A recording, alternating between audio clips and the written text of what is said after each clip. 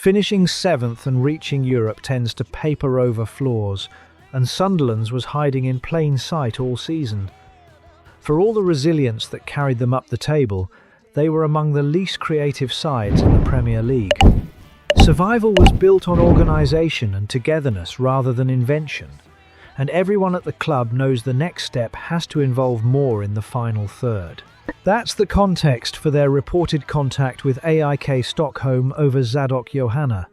The 18-year-old winger is being framed as part of the answer, direct and quick, a genuine threat running at defenders. The complication is the gap between the problem and the proposed solution. Sunderland's creativity issue is immediate and structural, the kind of thing a side competing on two fronts needs fixed quickly. Johanna, for all his promise, has started just 7 league games in Sweden. 2 goals, 2 assists, and an eye-catching dribbling profile hint at real ability, but that's a thin layer of senior evidence on which to build a major investment. The market only sharpens the dilemma. Newcastle are reportedly frontrunners and have already tabled something around £21 million, with Brighton, Brentford and Crystal Palace circling too.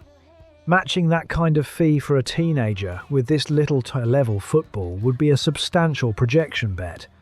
Sunderland's one clear advantage is the thing Newcastle can't wave in front of him: European football and a believable route to regular minutes, rather than a seat on the edge of a deeper squad. That's a legitimate pitch, and an honest one. But there's a consequence closer to home that the excitement tends to skip.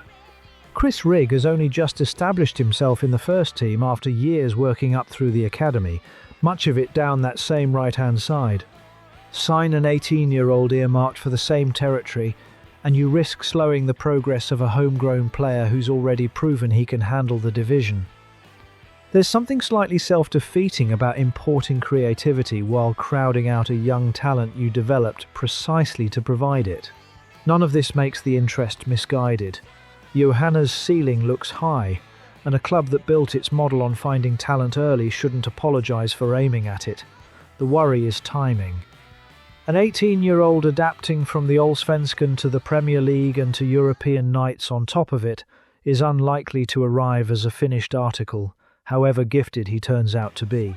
So the honest read is that Johanna would be a bet on where Sunderland want to be in 2 seasons, while the lack of invention that quietly undermined them this year needs addressing rather sooner.